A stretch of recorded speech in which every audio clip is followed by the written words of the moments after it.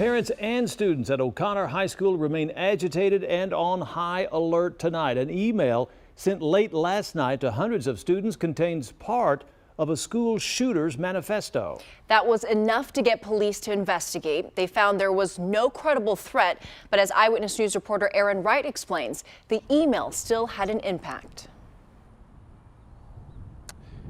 Guys, that's exactly right. Enough of an impact for a number of students to stay home today.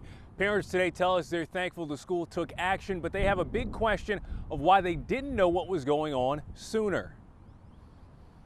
Late Sunday night, a student at O'Connor High School emailed classmates part of the manifesto of a California school shooter. That student quickly apologized and self-reported his actions to the school's Safeline. It included a quote from a shooter in California. And as a result of that, we take these statements very seriously. Immediately, Northside ISD police began their investigation. By Monday morning, that investigation determined the threat was not serious, but police still stepped up their presence at the high school. Before classes, parents were notified of the email and investigation by a robocall, a message some parents say came too late.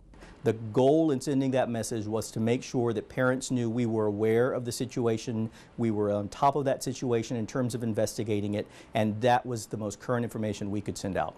O'Connor parent Anna Ojeda was up late last night worrying about the email. Speaking with her kids about the student in question helped settle her fears. That he actually knows the kid, and he said, "Mom, I don't feel that there's a threat, from him." Ojeda says she heard directly from the principal and is happy with how officials took action. There was no doubt about should we or shouldn't we do this, should we take it seriously or not.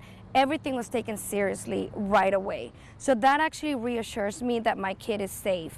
As Texans and people across the country mourn yet another school shooting, school officials say they're not waiting around when it comes to alleged threats. As soon as our police department was made aware of this allegation, they acted promptly and swiftly to begin this investigation.